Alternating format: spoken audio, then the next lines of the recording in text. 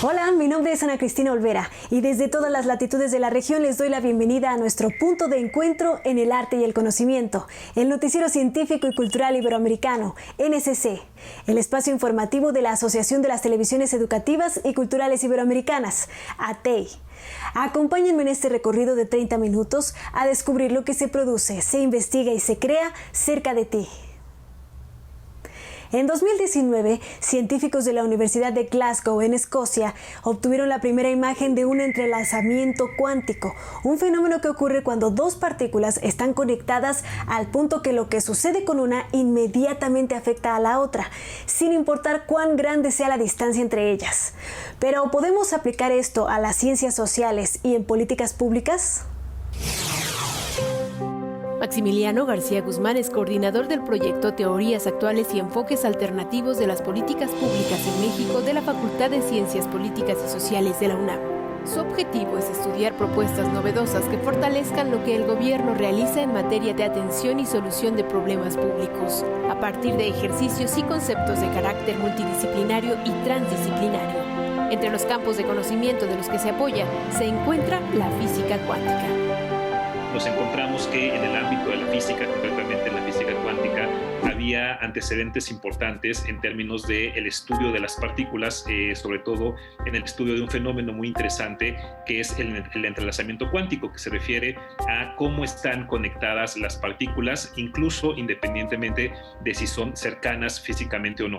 Es decir, bajo el principio de que el estado de una partícula no se puede explicar en sí mismo, sino que también se explica en función de la relación que tiene con otras partículas, surge el concepto de interconectividad o entrelazamiento.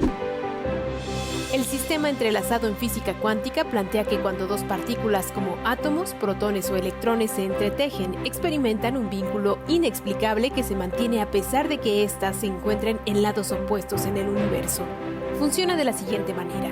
Si la partícula A gira en una dirección, la partícula B cambia instantáneamente su giro para alinearse con ella. Pero, ¿cómo se aplica lo anterior en la política pública? La idea es que partamos del reconocimiento y del hecho de que las políticas públicas tienen influencia entre sí, más allá de lo que podemos percibir e incluso reconocer y manifestar. Y entonces la idea es hacer visible este entrelazamiento, pero no solamente darlo por hecho, no solamente enfatizar que está ahí, sino también operar sobre estas conexiones, operar sobre esta interconectividad. El entrelazamiento en la política pública se puede entender a partir de tres conceptos: espacial, material y temático. Un ejemplo son las políticas que pueden ser cercanas en cuanto a temas, como las sociales, y otro, las que abordan distintas temáticas, pero tienen un entrelazamiento material. Por ejemplo, una política de carácter laboral puede tener implicaciones en materia de salud, o puede tener implicaciones en materia de educación, o puede tener implicaciones en materia cultural. Digamos, definiciones de política pública que se toman sobre temas particulares, a veces no consideramos los efectos que van a tener en otros campos que impactan también la vida de las personas. Una de las cuestiones que nos anima a presentar y a desarrollar este proyecto es entender por qué fallan las políticas públicas o por qué son exitosas cuando se realizan bajo ciertas características. Y nos dimos cuenta, y creo que reforzamos esta idea a partir de la contingencia actual, que mucha de la acción de gobierno está, digamos, realizada de manera aislada o poco conectada o poco integrada. Desde México, reportó para el Noticiero Científico y Cultural Iberoamericano, NSC, Karen Rivera, de Canal 22. Una vacuna es la esperanza de un mundo hundido en una parálisis económica y una tragedia humana mientras lucha contra el virus SARS-CoV-2. Hay cientos de candidatas para que sean salvavidas y poco más de una decena en las últimas fases de investigación, además de algunas ya disponibles. Pero ¿a qué países llegará este beneficio? La Dirección Europea de la Organización Mundial de la Salud llamó a ese continente a ser solidario con las vacunas. El director para la región Europa de la organización destacó el jueves que el 95% de las vacunas contra el COVID-19 administradas en el mundo fueron inoculadas en apenas 10 países, que no reveló. Según la web de análisis de datos Our World in Data, Se trata de Estados Unidos, China, Reino Unido, Israel, Emiratos Árabes Unidos, Italia, Rusia, Alemania, España y Canadá. Simplemente no podemos permitir que queden países o comunidades sin atención. Según la OMS, en poco más de un mes, unas 28 millones de dosis fueron inyectadas en unos 46 países. Pero pese al inicio de las campañas de vacunación, la rapidez de propagación de las nuevas cepas del virus, especialmente las detectadas en Reino Unido y Sudáfrica, preocupa y vuelve la situación alarmante. Tenemos que ser solidarios, no solo a la hora de prevenir infecciones, sino que también tenemos que implementar medidas para que las vacunas estén disponibles en todos los países. En la región Europa, 25 países han detectado casos relacionados con la nueva variante del COVID-19. Un grupo de expertos de la Organización Mundial de la Salud viajó a la ciudad china de Wuhan para investigar el origen del coronavirus, cuya pandemia ha dejado ya más de 92 millones de contagios por todo el mundo y de cuya presencia en el país asiático se tiene constancia desde finales de diciembre del 2019. Decenas de familiares de los fallecidos por el coronavirus en Wuhan denuncian una presión de las autoridades para que guarden silencio y aseguran que la obstrucción oficial se ha intensificado en los últimos días ante la visita de un equipo de la Organización Mundial de la Salud que se encuentra en la ciudad para investigar los orígenes de la enfermedad. Shanghai, cuyo padre murió al principio de la pandemia, afirmó que un grupo en la red social WeChat, utilizado por entre 80 y 100 familiares durante el último año, fue eliminado repentinamente y sin explicación alguna hace unos 10 días. Nuestro grupo de familiares había sido monitoreado por las autoridades chinas todo este tiempo. ¿Por qué lo demolieron por la fuerza? Esto demuestra que ellos están muy nerviosos. Tienen miedo de que estas familias se pongan en contacto con los expertos de la OMS. Los integrantes de la organización llegaron a Wuhan el 14 de enero y está previsto que hayan terminado su cuarentena de 14 días el jueves. En esa jornada comenzará su investigación sobre el origen del virus bajo estrictas medidas de seguridad. Si el equipo de expertos de la OMS se atreve a escuchar nuestras experiencias, la de los familiares de los muertos por coronavirus, y quiere buscar la verdad, puedo volver a Wuhan para reunirme con ellos. Pero si no se atreven a reunirse con los familiares de muertos por coronavirus, creo que la investigación del equipo de expertos de la OMS en Wuhan es solo un espectáculo, una mera formalidad para engañar al mundo. Los familiares acusan a los gobiernos locales de permitir que la situación se descontrolara, primero para tratar de ocultar el brote cuando surgió por primera vez en la ciudad en diciembre de 2019 y luego de no alertar al público. Aunque China ha controlado ampliamente la pandemia en su territorio, también ha frustrado los intentos independientes de rastrear sus orígenes. Además dio a entender sin pruebas que surgió en otro lugar. Siempre pienso que ha pasado un año desde el brote del coronavirus, y un plazo de un año es más que suficiente para cambiar muchas cosas, borrar muchas cosas y destruir muchas otras. Pero siempre he creído que no se puede borrar a las muchas personas que perdieron la vida. Son una prueba sólida.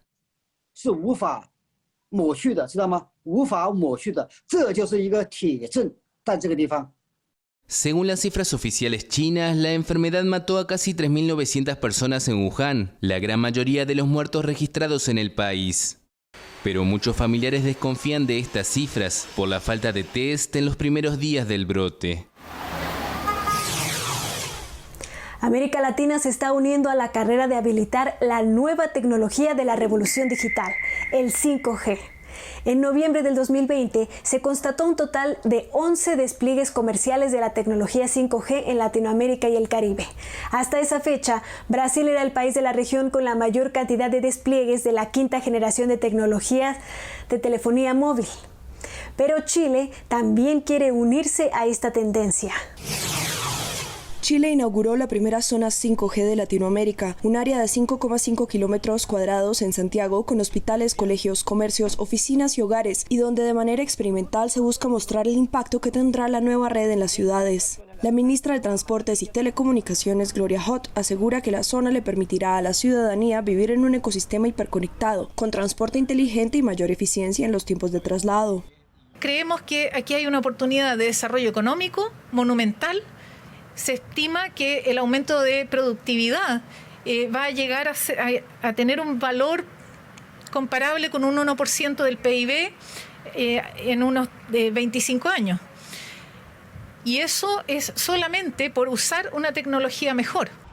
La zona 5G es un espacio abierto y en esta etapa experimental, algunos teléfonos habilitados con 5G en banda 3500 MHz podrán hacer uso de la tecnología cuando se encuentren dentro de los límites. Chile licitó el año pasado la instalación de redes 5G con bandas de 700 MHz, AWS y 3.5 GHz, pero las empresas Borealnet, Claro, Entel, Movistar y WOM empataron en las ofertas que realizaron para los concursos públicos y su adjudicación será definida bajo el modelo de subasta económica en sobrecerrado.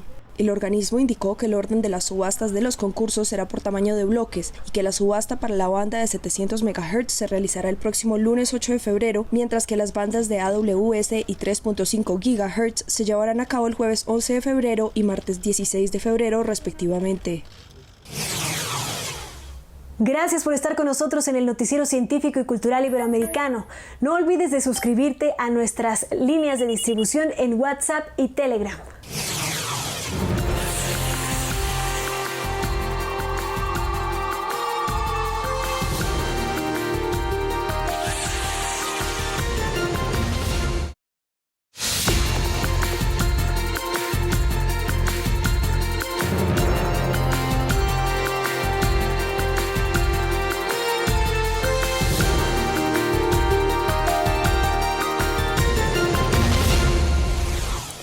Los productos ecológicos son aquellos que en todo su proceso de producción no utilizan ningún producto químico como podrían ser pesticidas, herbicidas, fertilizantes artificiales u hormonas del crecimiento. Aunque se relacionan principalmente con los alimentos, el término ecológico también puede usarse en otros artículos de consumo, como los jabones o productos de limpieza. Y en Alemania están en tendencia.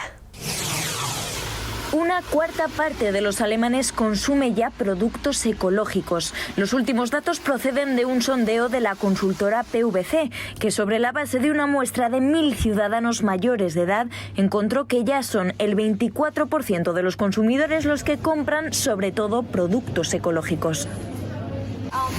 It's really important to invest in our own health, and bio products are the best thing to do that. Y es un sector en el que dominan los productos frescos españoles y en los que la guía mayoritaria son los sellos que los certifican. Más de 84.000 productos en Alemania llevan actualmente un sello ecológico, casi 4 veces más que en 2004. Incluso durante la temporada doméstica, los productos ecológicos alemanes entre mayo y agosto no son suficientes para abastecer la demanda. Por ello aumentan las importaciones procedentes de España, cuyos productos dominan el mercado en esos meses. La importancia del proceso de investigación forense es enorme, pues reduce la carga de trabajo y el tiempo de las investigaciones criminales. Tiene como objetivo el determinar mediante el análisis médico-científico la obtención de datos de causas de muerte o de las lesiones producidas en alguna persona. Y en Puebla, México, intentan llevarla al ámbito digital.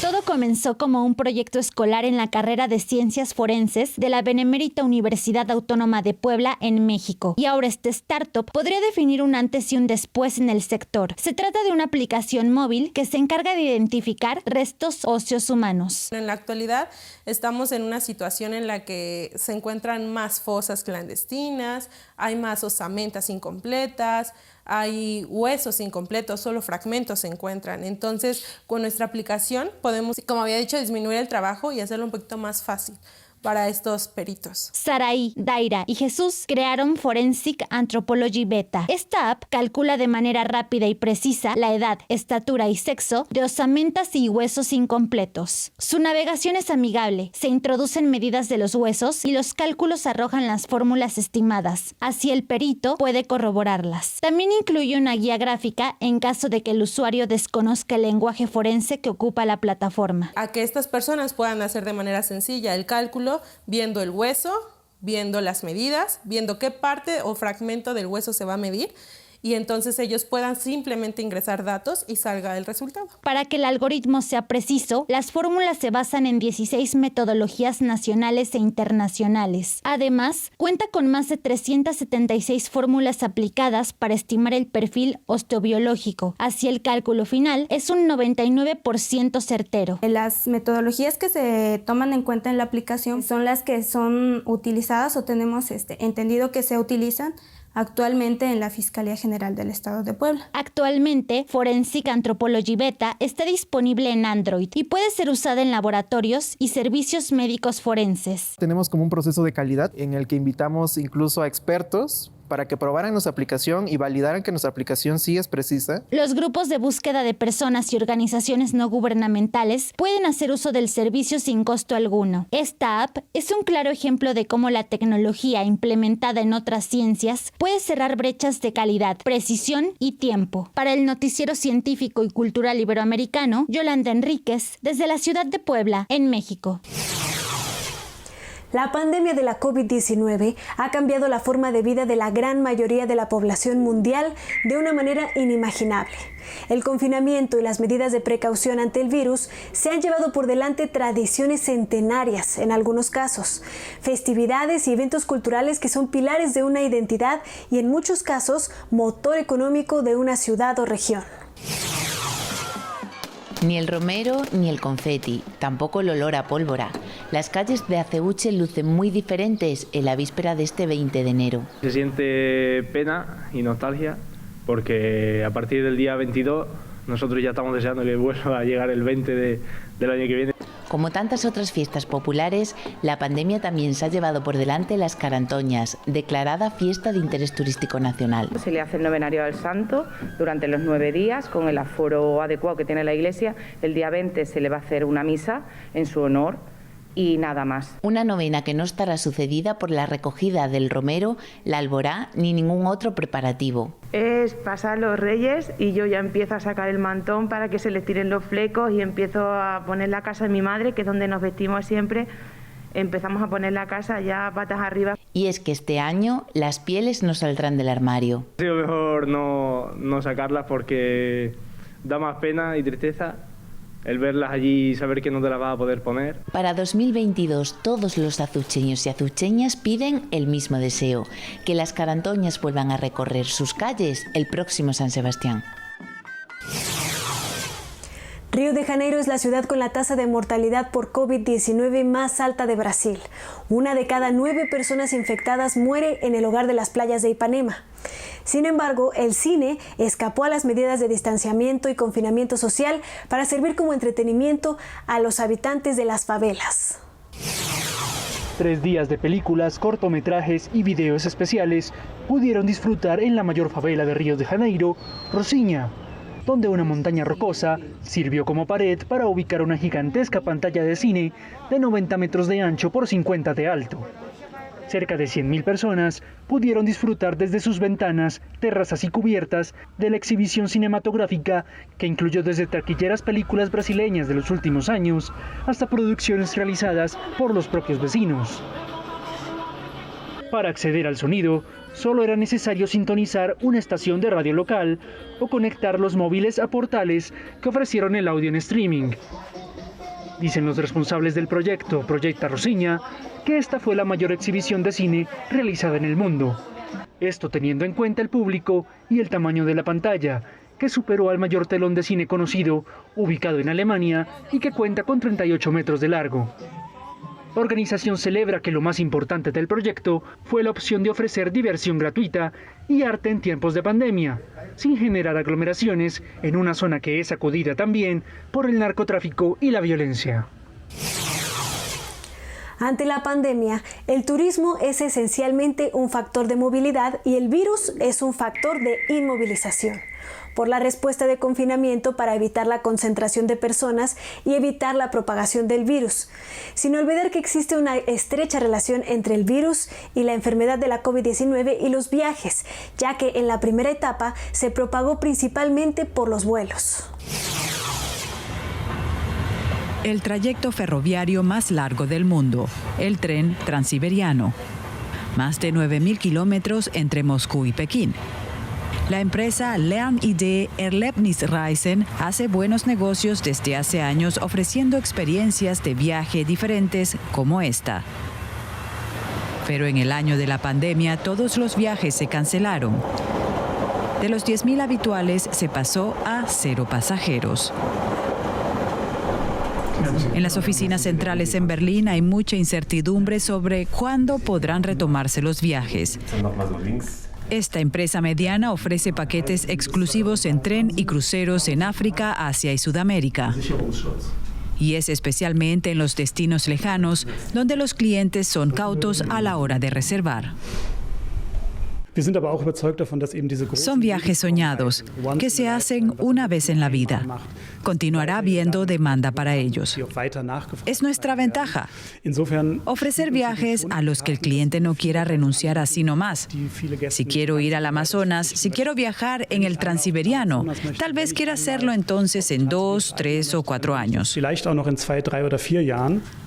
A pesar de ese optimismo, la situación para las empresas de viajes es muy difícil. Altos costos fijos, ingresos iguales a 0. El 80% de los empleados hace jornada reducida. Muchos empleados independientes en el exterior, como los guías o el personal de trenes, no reciben ayuda estatal, pero para la empresa son muy importantes. En estos tiempos difíciles en los que los empleados no tienen ingresos, intentamos apoyarlos en la medida de lo posible. Financieramente, pero también si están en apuros porque no pueden con el alquiler. Intentamos de alguna manera retenerlos en la empresa. Porque el verano próximo las actividades deben retomarse. Ya hay reservas. Algo ya es claro. Los vagones restaurant repletos de comensales son cosa del pasado. La comida se servirá en las cabinas. El coronavirus cambiará la forma en que viajamos. Pero lo más importante, y no solamente para los empresarios, es que viajar por fin se haga nuevamente posible. La increíble Catedral de Sal de Zipaquirá, situada a 48 kilómetros al norte de Bogotá, en Colombia, lleva a la arquitectura religiosa a límites insospechados. Una maravillosa construcción moderna, realizada por Roswell Garavito Pearl en los años 90, se encuentra a 180 metros bajo la tierra, en el interior de una mina de sal que ha sido explotada desde 1801, y así celebra sus 25 años. La Catedral de Sal de Zipaquirá cumple 25 años desde su construcción y celebró su aniversario con un show de luces láser 180 metros bajo tierra. La catedral, que recibe miles de turistas nacionales e internacionales cada año, esta vez ofreció un espectáculo denominado en español La Luz de la Esperanza, con un formato único que combina el arte, la tecnología y la innovación. A cargo de esto estuvo el diseñador gráfico especialista en animación digital 3D Jairo Arcos. Es un show enfocado en proyectar en la roca salina imágenes de arte sacro. El show va a ser permanente durante todo el año, van a haber diferentes temas, pero hoy se inicia con uno de esos temas que se llama Misericordia de Dios.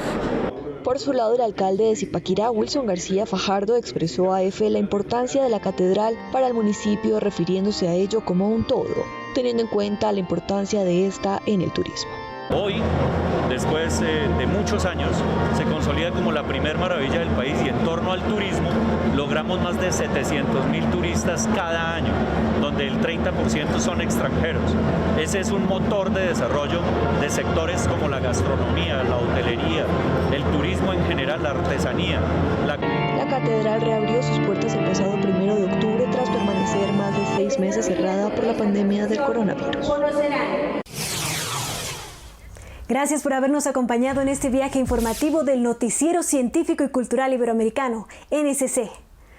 Este espacio de encuentro no sería posible sin la colaboración y las plataformas de los socios de AT y las agencias informativas AFP, EFE, Xinhua, Notimix, Euronews y la Deutsche Welle.